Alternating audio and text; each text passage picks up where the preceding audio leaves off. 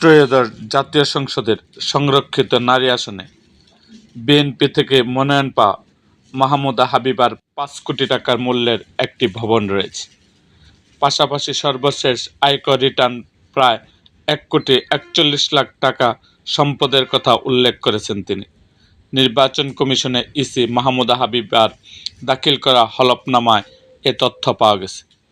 প্রথমবারের মতো সংরক্ষিত নারী আসনে রাজশাহী থেকে বিএনপির মনোনয়ন পেয়েছেন তিনি। হলফনামায় তথ্য অনুযায়ী রাজশাহী সিটি কর্পোরেশন এলাকায় ৯.৫% জমির উপর মাহমুদা হাবিবা একটি ভবন রয়েছে।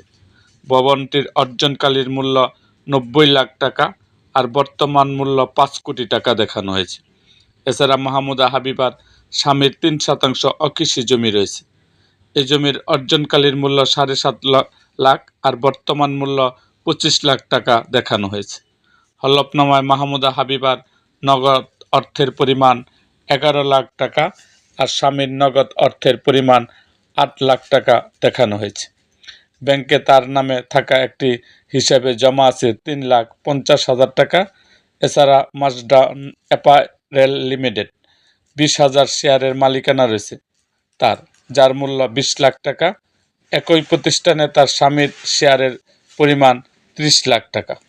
হলফনামা অনুযায়ী সর্বশেষ আয়কর রিটার্ন দাখিলে মাহমুদা হাবিবা সম্পদের পরিমাণ দেখিয়েছেন ১,৪০,৯৯,৩৮৬ টাকা আর তার স্বামীর সম্পদের পরিমাণ ৬৮,৬১,৬৪৬ টাকা।